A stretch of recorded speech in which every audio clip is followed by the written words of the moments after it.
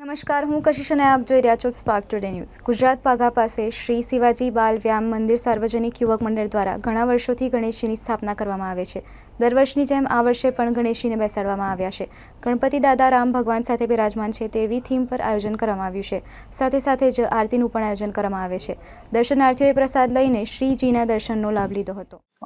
અમારું શ્રી શિવાજી બાલ વ્યાયામ મંદિર છે ગુજરાત પાઘા મેઇન રોડ પાસે આવેલું છે, સરકારી ગોડાઉન પાસે। અને અમે 1927માં પ્રથમ સ્થાપના કરેલી ગણપતિની સ્વતંત્રતા સંગ્રામ પહેલાં। અને આ વર્ષે આપણે 98મું વર્ષ ઉજવી રહ્યા છે ગણપતિનું, જેમાં શ્રીજી રામ ભગવાન સાથે બિરાજમાન છે। અને આપણે છેલ્લા 98 વર્ષથી પારંપરિક રીતે ગણપતિની સ્થાપના કરીએ છીએ આપણે। અને એમાં હરેક વર્ગના લોકો આપણે સાથે મળીને કામ કરતા હોઈએ છીએ।